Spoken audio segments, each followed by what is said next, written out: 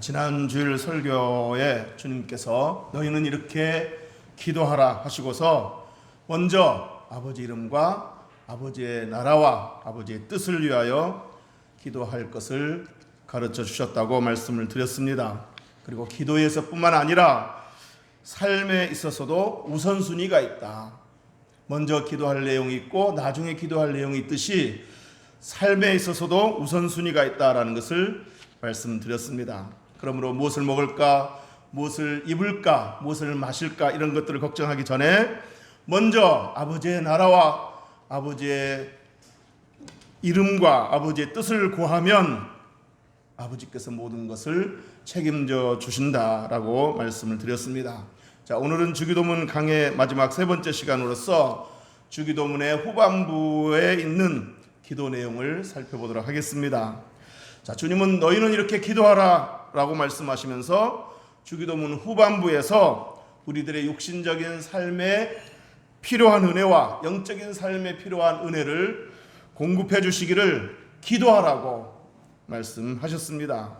자, 첫째로 주님은 우리들에게 일용할 양식을 위해서 기도하라고 말씀하셨습니다. 자, 우리가 하나님의 자녀이고 하나님은 우리 아버지가 되시니 아버지 되신 하나님께 우리 삶에 필요한 것들을 요청하라는 것입니다. 자, 이 대목에서 우리가 오해하지 말아야 할 사실은 우리가 육신적인 삶의 필요를 위해서 기도하는 것, 이것 자체가 기복신학은 아니라는 겁니다. 우리가 기도할 때 먼저 하나님의 영광을 구하지 않는다거나 또 하나님의 영광을 구하기보다는 오로지 우리 자신만의 필요를 위해 구한다든지, 그리고 또 우리가 우리 욕심을 채우기 위해서 정욕을 따라 구한다든지, 혹은 인간적인 목적을 이루기 위하여 우리 개인의 목적만을 이루기 위하여 하나님을 수단으로 삼는다든지, 이런 것들은 기복신앙이라고 할 수 있지만, 그러나 그게 아니라면 육신적인 필요를 구하는 것 그 자체가 기복신앙은 아니라는 겁니다. 우리의 필요를 구해서 또 우리의 필요가 채워졌을 때 그런 것들을 하나님 영광에 사용할 마음을 가지고 그런 목적을 가지고 기도한다면 결코 그런 것은 기복신앙이라고 말할 수 없다 하는 것입니다. 믿습니까? 또 한 가지, 우리가 일용할 양식을 주옵소서라고 하는 이 기도 제목에서 오해하지 말아야 할 사실은 일용할 양식을 구하라 했다고 해서 많은 것, 큰 것, 이런 것을 구하지 말라는 말씀이 아니라는 이야기입니다. 일용할, 그날에 필요한 일용할 양식이니까 작게, 조그맣게 구하라는 것은 아니라는 얘기입니다. 물론 이 말씀은 욕심을 내지 말고 필요한 만큼 구하라, 그런 말씀이긴 하지만 필요한 만큼 구하라고 했다고 해서 그 필요한 만큼이 반드시 적은 양, 작은 것이어야 한다는 그런 말씀은 아니라는 이야기입니다. 어떤 사람에게는 그 필요한 만큼이 큰 것, 많은 것일 수도 있습니다. 우리가 고아의 아버지라고 불리우는 그 조지 물러는 70년 동안 고아원을 운영하는 동안 고아원 재정 상황이 풍족했던 날이 거의 없었다고 합니다. 거의 매일 1페니도 없이, 우리말로 말하면 한 푼도 없이 하루를 시작할 때가 많았다고 합니다. 하지만 몇천 명이나 되는, 많게는 10,000명 정도 되는 그 많은 고아들이 단 한 끼도 굶은 적이 없었다고 합니다. 매일매일 하나님께 일용할 양식을 구했을 때 언제나 하나님 아버지께서 그날에 필요한, 그러니까 몇천 명이나 되는 어마어마한 그 일용할 양식, 고아들이 먹어야 될 어마어마한 일용할 양식과 필요한 물품을 매일매일 공급하셨다고 조지 밀러는 간증했습니다. 자, 그러므로 일용할 양식이 꼭 적은 양, 작은 것, 작은 금액이어야 한다고 생각할 필요는 없다는 겁니다. 육신의 정욕과 욕심으로 구하는 것이 아니고 우리가 구하는 것이 꼭 필요한 것이고 옳은 일이고 하나님의 영광을 위하는 일이라면 얼마든지 많이 크게 구할 수도 있다는 말씀입니다. 입을 넓게 열라 내가 채우리라 하는 말씀을 붙들고 필요한 부분이라면 하나님의 영광을 위한 일이라면 얼마든지 크게 많이 구할 수도 있다는 것을 기억하시기를 주의 이름으로 축복합니다. 자, 그리고 또 한 가지 일용할 양식을 주옵시고 라고 하는 이 기도는 돈 많은 부자는 일용할 양식을 구하지 않아도 되겠구나 라고 생각하시면 큰 오산입니다. 어리석은 부자 비유에서 부자가 많은 양식을 창고에 쌓아놓고서 뭐라고 말했습니까? 이제 내가 이것들을 영원히 누리리라 하면서 흡족해 했지만은 하나님이 뭐라고 말씀하셨습니까? 어리석은 부자여, 오늘 밤에 내가 네 영혼을 도로 찾으면, 네 영혼을 불러가면 네가 쌓아놓은 것들이 누구의 것이 되겠느냐라고 말씀하셨습니다. 자, 그러므로 아무리 부자라도, 아무리 창고에 많은 것들을 넉넉히 수십 년 먹을 양식을 쌓아놨다 할지라도 하나님이 일용할 양식을 공급해 주시지 않으면 먹을 수가 없다는 얘기입니다. 통장에 아무리 돈을 쌓아놨어도 하루아침에 그 많은 돈이 엉뚱한 것으로 새어나갈 수도 있습니다. 그러므로 아무리 돈을 많이 쌓아놓고 사는 부자라 할지라도 그날그날에 필요한 그 은혜를 공급해 주시도록 기도해야 됩니다. 일용할 양식을 위해서 기도해야 됩니다. 믿습니까? 자, 일용할 양식을 주시옵고 라고 간구할 때 우리가 또 놓치지 말아야 할 것이 있습니다. 바로 우리에게라는 대목입니다. 여러분, 일용할 양식을 구하되 나에게 일용할 양식을 주옵소서라고 한 것이 아니라 우리에게 일용할 양식을 주옵소서라고 주님은 가르쳐 주셨습니다.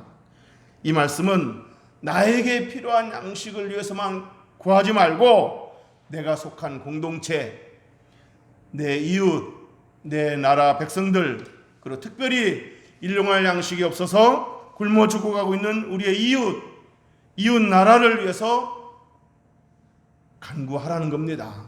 그들을 기억하고 그들을 위해서도 기도하라는 겁니다. 지금도 어느 지구촌에서는 일용할 양식이 없어서 하루에도 수만 명씩 굶어 죽어가고 있는 어린이들이 있습니다. 그러므로 일용할 양식이 없어서 굶어 죽어가고 있는 어느 지구촌의 어린이들을 위해서 기도해야 합니다. 그리고 기도할 뿐만 아니라 나눌 줄 알아야 됩니다. 우리에게 일용할 양식을 주옵소서라고 간구할 때 하나님께서 우리들에게 필요한 것들을 주셨을 때 그것들을 또 나눌 줄도 알아야 됩니다. 국제기아대책기구나 여러 구호단체에 10,000원 혹은 20,000원 혹은 30,000원 이렇게 보내는 것도 나눔을 실천하는 좋은 방법이 될 줄로 믿습니다. 자, 일용할 양식을 주옵시고라고 기도할 때 또 한 가지 기억해야 될 것이 있습니다. 우리 주님께서 사람이 떡으로만 살 것이 아니라 하나님의 입에서 나오는 모든 말씀으로 살 것이니라 라고 말씀하셨습니다. 자, 우리 육신도 그날그날의 양식을 먹지 않으면 몸이 쇠약해지거나 병들게 되듯이 우리 영혼도 그날그날에 필요한 영의 양식을 먹지 않으면 우리 영혼이 쇠약해지거나 병들 수가 있음을 기억하고 우리 영혼의 양식인 하나님의 말씀, 영의 양식을 매일매일 먹어야 한다는 것입니다. 자, 그런 의미에서 일용할 양식이라는 것은 육신에게 뿐만 아니라 영적인 삶에 있어서도 그날그날에 필요한 은혜이다. 하나님의 은혜를 의미한다는 것입니다. 일용할 양식이 없으면 살 수가 없듯이 그날그날에 필요한 하나님의 은혜가 없으면 우리는 하루도 살 수 없음을 고백하면서 매일매일 육의 양식뿐만 아니라 영의 양식인 또 그날그날에 필요한 하나님의 은혜를 우리가 간구하여 그것들을 공급받아서 힘있게 살아가는 저와 여러분 되시기를 주의 이름으로 축복합니다. 자, 둘째로 주님께서 우리들의 죄를 용서해 주시도록 죄사함을 얻도록 기도하라고 주님은 가르쳐 주셨습니다.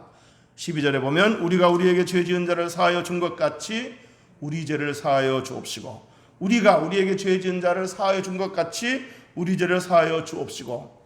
자, 이렇게 죄사함 받도록 기도하라고 가르쳐 주셨는데, 우리 그리스도인들은 이미 예수 그리스도의 보혈로 죄 용서함을 받은 사람들입니다. 믿습니까? 하지만 우리는 여전히 죄로 오염된 이 세상에 살고 있고, 또 우리 안에는 여전히 죄의 본성이 남아있고, 예수 믿기 전에 죄의 습성들이, 옛사람의 습성들이 남아있기 때문에 죄를 반복해서 지을 수밖에 없습니다. 물론 이러한 죄가 우리의 구원을 취소하거나 죄 지었으니 너 지옥으로 떨어져라 하고 그렇게 하지는 못합니다. 왜냐하면 하나님 우리를 구원해 주셨을 때 우리에게 죄가 없어서 구원해 준 것이 아니라 예수 믿는 믿음을 보시고 우리를 구원해 주셨기 때문입니다. 그러니까 처음부터 우리가 구원받은 것은 우리에게 조금이라도 구원받을 만한 자격이 있어서가 아니라 오로지 예수님의 피로, 예수님의 공로로 구원받았기 때문입니다. 그러므로 예수 믿고 난 후에 죄를 또 지었다고 해서 그것으로 인해 구원이 취소되거나 지옥으로 떨어지지는 않습니다. 자, 그러나 그럼에도 불구하고 우리가 죄를 반복해서 지었을 때 죄를 회개해야 되는 이유는 뭐냐? 죄 사함을 구해야 되는 이유는 뭐냐? 죄라는 것은 하나님과 우리 사이의 관계를 멀어지게 만들고 하나님과 우리 사이에 있는 은혜의 통로를 막아버리기 때문입니다. 그로 인해서 하나님께로부터 오는 은혜가 우리에게 원활하게 흘러오지 못하도록 이 죄라는 것이 막아버리기 때문입니다. 뿐만 아니라 구원의 기쁨, 예배의 기쁨, 주님과 동행하는 기쁨, 이런 기쁨들을 상실하게 만들고 기도해도 응답받지 못하도록 기도 응답을 방해하게 만들고 영적 성장을 방해하게 만들기 때문입니다. 나아가서 하나님의 자녀임에도 불구하고 하나님의 자녀다운 삶을 살지 못하게 되고 거룩한 열매를 맺지 못하고, 그래서 하나님께 책망받는 것은 물론 불신자들에게 지옥 지탄을 받게 만들기 때문입니다. 그러므로 죄를 지었을 때는 즉각적으로 하나님께 용서를 구하고 죄 용서함을 받아야 합니다. 그래야 다시금 하나님과의 관계도 회복되고 구원의 기쁨과 은혜의 통로도 회복되고 우리 삶에 능력 있는 그리스도인으로서 능력 있는 삶이 나타나야 될 줄로 믿습니다. 믿습니까? 자, 그런데 우리가 우리에게 죄 지은 자를 사하여 준 것 같이 우리 죄를 사하여 주시옵고, 이 기도를 이런 식으로 오해하면 안 됩니다. 하나님, 우리가 인간 사이에도 죄를 지으면 이렇게 서로 용서해 주지 않습니까? 남편이 아내를 용서해 주기도 하고 부모가 자식들을 용서해 주기도 하고 그러지 않습니까? 그러니 하나님, 당신도 우리를 용서해 주는 것이 마땅하지 않습니까? 이런 식으로 오해하시면 안 된다는 겁니다. 마치 하나님이 우리보다 수준이 낮은 그런 존재인 것처럼 생각하시면 안 된다는 말입니다. 하나님, 우리에게서 좀 배우세요. 그런 식으로 기도하면 안 된다는 얘기입니다. 우리가 우리에게 죄 지은 자를 사하여 준 것 같이 우리 죄를 사하여 주시옵고, 이 기도는 하물며의 논리로 이해하셔야 됩니다. 하물며.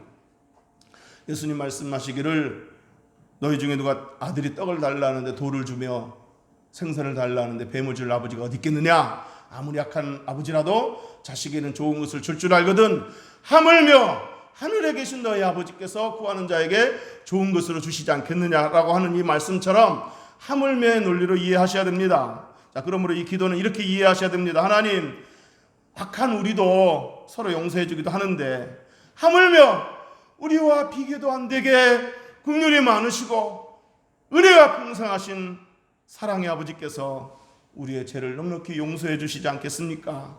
용서해 주실 줄로 믿습니다. 이런 의미로 이해하셔야 됩니다. 우리의 근본적인 죄 문제까지 해결하시기 위해서 아들도 아끼지 않으시고 그 정도로 우리를 사랑하신 아들 예수 그리스도를 십자가에 못 박게 하실 정도로 우리를 사랑하시고 우리의 죄를 용서하신 하나님이 하물며 우리의 죄를 넉넉히 용서하시지 않겠습니까? 용서하실 줄로 분명히 믿습니다. 이런 의미로 이해하고 기도해야 됩니다. 그러니까 결국 이 기도는 우리가 하나님께 용서를 구할 때 우리 하나님은 반드시 용서해 주실 것이라는 죄사함의 확신을 갖고 기도하라는 그런 말씀입니다. 믿습니까? 자, 우리가 우리에게 죄 진 자를 사하여 준 것 같이 우리 죄를 사하여 주옵시고, 이 기도문에서 중요한 교훈이 있습니다. 우리가 하나님께 용서를 구하여 용서를 받았으니 우리도 다른 사람을 용서할 줄 알아야 된다는 교훈입니다. 그러니까 우리가 우리에게 죄 진 자를 사하여 준 것 같이 우리 죄를 사하여 주시옵고, 이 기도문은 우리가 하나님께 용서를 구할 때, 또 용서를 받았을 때 다른 사람의 죄도 용서를 용서해 줄 줄 알아야 된다는 이야기입니다. 용서받은 자로서, 더 큰 죄를 용서받은 사람으로서 다른 사람들의 죄를 용서할 줄 알아야 된다는 그런 교훈이 있다는 겁니다. 잘 아시다시피 예수님의 비유 중에서 이런 비유가 있습니다. 10,000달란트나 되는 어마어마한 돈을 갚지 못해서 주인에게 끌려갔는데, 사정을 들어보니까 그 종이 너무 불쌍한 거예요. 그래서 그 주인이 그 종을 불쌍히 여겨서 그 10,000달란트나 되는 어마어마한 돈을 다 탕감해 주었습니다. 자, 이 종은 그 탕감을 받고 너무 기뻐서 길을 지나가는데 자기가 이렇게 100데나리온, 겨우 100데나리온 빌려준 그 동료 종을 만났습니다. 갚으라고 재촉을 했습니다. 그런데 갚지 못한다고 하니까 그 동료 종을 감옥에 쳐넣어버린 겁니다. 이 이야기가 주인에게 들렸습니다. 다른 동료 종들이 그걸 보고서, 아니 겨우 자기는 더 많은 돈을 탕감받았으면서 겨우 100데나리온 가지고 동료를 옥에 집어넣다니 하면서 괘씸하게 생각하고 그 사실을 주인에게 일러 바쳤습니다. 자, 그랬더니 그 주인이 그 소식을 듣고서 그 종을 다시 불러 이렇게 말했습니다. 이 약한 종아, 네가 하도 빌기에 너무 불쌍해서 그 빚을 전부 탕감해 주었거늘 내가 너를 불쌍히 여김과 같이 너도 네 동료를 불쌍히 여김이 마땅하지 아니하냐라고 말하면서 이 종을 괘씸하게 생각하고 옥에 쳐넣어버렸습니다. 자, 예수님은 이 비유를 마치면서 이렇게 결론적으로 말씀하셨습니다. 너희가 각각 마음으로부터 형제를 용서하지 아니하면 나의 하늘 아버지께서도 너희에게 이와 같이 하시리라, 이렇게 말씀하셨습니다. 오늘 주기도문 오늘은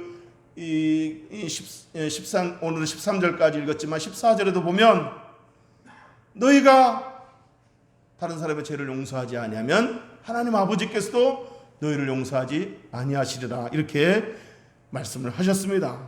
자, 그러므로 우리가 우리에게 죄 지은 자를 사하여 준 것 같이 우리 죄를 사하여 주시옵고라는 이 기도문은 우리가 하나님께 용서를 구했을 때 은혜가 풍성하신 하나님이 우리 죄를 용서해 주시기를 바라고 또 용서해 주실 줄을 믿는다면, 그리고 우리의 죄를 용서받은 후에 그 사실이 정말 감사가 되고 감격이 된다면 우리도 다른 사람의 죄를 용서할 줄 알아야 된다는 것입니다. 그런 교훈을 주고 있다는 것입니다.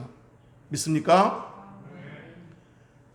그러므로 내 죄가 용서받도록 하나님께 기도할 뿐만 아니라 이 기도문을 하면서 나도 다른 사람을 용서할 수 있도록 기도해야 됩니다. 하나님, 용서하고 싶은데 용서가 안 됩니다. 여러분, 용서는 두 가지 태도가 있습니다. 나는 저 사람 절대 용서하지 않을 거야, 이거 하고, 하나님, 용서는 하고 싶은데 내 감정이 허락하지를 않습니다. 용서가 잘 안 됩니다. 이런 태도가 있습니다.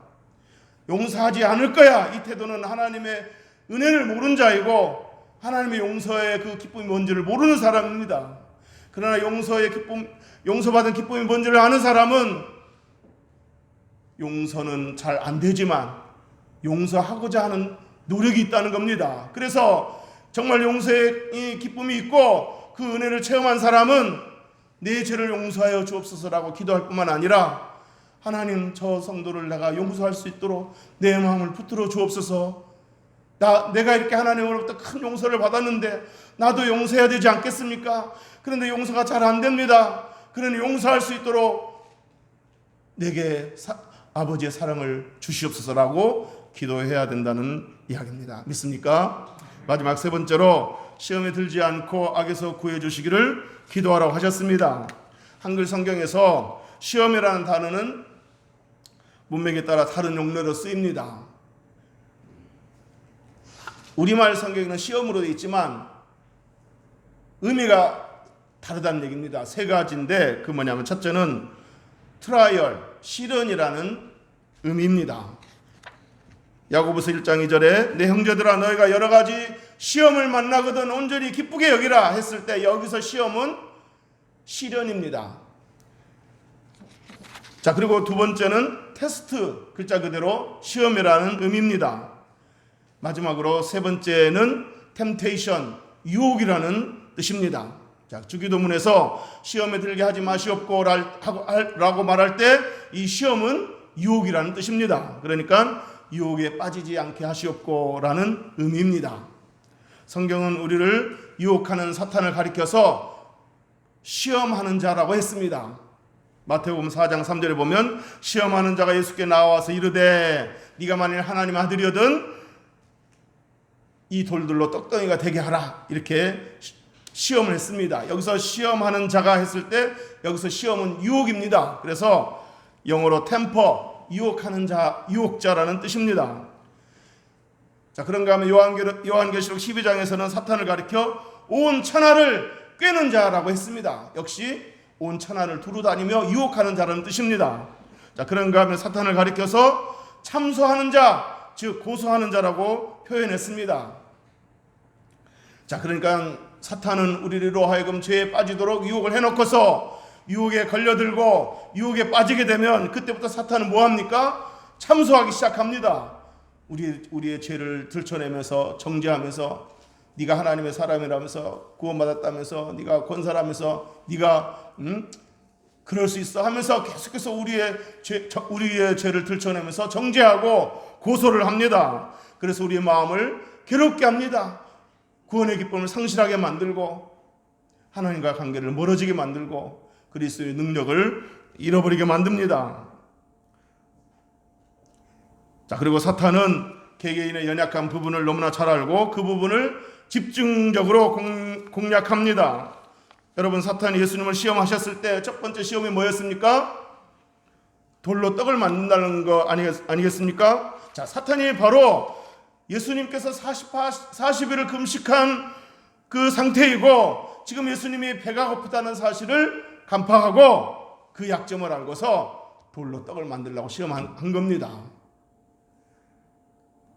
이처럼 사탄은 그 약점을 꿰뚫고 그 약점을 이용해서 유혹을 합니다. 어떤 사람은 물질에 약하고 어떤 사람은 이성에 약하고 어떤 사람은 명예에 약하고 어떤 사람은 권력에 약합니다. 어떤 사람은 시기심이 많은 것이 약점입니다. 어떤 사람은 분노 조절이 잘 안 되는 게 약점입니다. 사탄은 이 약점들을 잘 알고서 이 약점을 집중적으로 공략한다는 겁니다. 지금도 사탄은 우는 사자같이 두루다니며 삼킬 자를 찾되 우리의 약점을 집중적으로 공략하고 있음을 우리가 늘 깨어 인식할 수 있게 되기를 주의 이름으로 축복합니다. 그리고 우리 약한 부분에서 시험에 들지 않도록 기도해야 됩니다. 주님께서는 유혹에 빠지지 않도록 기도를 가르쳐 주시지 않았습니까? 기도해야 됩니다. 말씀을 붙들고 기도해야 됩니다. 그래야 시험을 이길 수가 있습니다. 자, 그럼에도 불구하고 우리가 연약해서 시험에 넘어졌을 때 어떻게 해야 되겠습니까? 우리를 악에서 건져주시도록 기도해야 됩니다. 당사자는 물론 제3자가 기도해 줘야 됩니다. 여러분, 우리가 시험에 빠지게 되면 그래서 우리 당사자는 기도할 여력도 없을 때가 있습니다. 죄의 눈이 어두워서 하나님을 찾지 못할 때도 있습니다. 그러니 당사자가 미처 깨닫지 못하면 누가 기도해 줘야 되겠습니까? 우리 성도들이 기도해 줘야 되고 우리 부모가 기도해 줘야 됩니다. 어거스틴이 마니교라는 이단에 빠지고 방탕한 생활에 빠지고 그래서 그 악의 수렁에서 헤매고 있을 때 어머니 모니카가 아들 어거스틴을 위해서 눈물로 기도했습니다. 하나님은 그 어머니의 눈물의 기도를 들으시고 마침내 어거스틴을 이단으로부터, 방탕한 생활로부터, 죄악의 수렁으로부터 건져내십니다. 그리하여 어머니에게로 하나님께로 돌아오게 하셨습니다. 어거스틴에 대한 유명한 일화가 있습니다. 그가 어머니의 눈물의 기도로 회개하고 돌아와서 새 사람이 되어서 참된 그리스도인이 된 후에 한 번은 거리를 걸어가는데 우연히 어거스틴이 만났던, 옛날에 함께 놀았던 그 술집 아가씨가 어거스틴을 부르는 것이었습니다. 따라 나오면서 어거스틴 나야, 나 알잖아, 같이 놀았잖아 이러면서 계속 따라옵니다. 모른 체하고 가도 계속 어거스틴 하면서 나잖아 하고 따라붙습니다. 자, 그때 어거스틴이 뒤를 돌아보면서 하는 말이, 너는 옛날에 그 여자지만 나는 옛날의 어거스틴이 아니야 라고 하면서 가던 길을 계속 갔다고 합니다. 하나님이 어머니 모니카의 눈물의 기도를 들으시고 어거스틴을 이렇게 바꿔놓으셨습니다. 사랑하는 성도 여러분, 혹시라도 여러분 중에 신앙생활을 하지 않는 자녀가 있다면, 혹은 전에는 신앙생활을 그렇게 열심히 하더니 언제부턴가 신앙생활을 멀리하고 예배를 멀리하고 있는 자녀가 있다면 눈물로 기도하시기를 바랍니다. 하나님이 저와 여러분의 눈물의 기도를 들으시고 응답하셔서 우리 자녀들을 생명의 길로, 구원의 길로, 복된 길로, 풍성한 삶의 길로 인도하실 줄로 믿습니다. 우리 자녀들을 변화시켜 주셔서 선한 영향력을 끼치고 하나님의 영광을 드러내는, 하나님께 귀하게 쓰임받는 그런 자녀가 될 줄로 믿습니다. 바라기는 저와 여러분의 자녀들이 세상에서 악인의 꾀를 따르지 아니하고 죄인의 길에 서지 아니하고 오만한 자의 자리를 앉지 아니하고 오직 하나님의 말씀을 즐거워하며 하나님과 동행하는, 그래서 마치 시냇가에 심겨진 나무가 계절을 따라 많은 열매를 맺는 것처럼 선하고 아름다운 열매를 많이 맺는 그런 자녀들이 되기를 주님의 이름으로 축복합니다.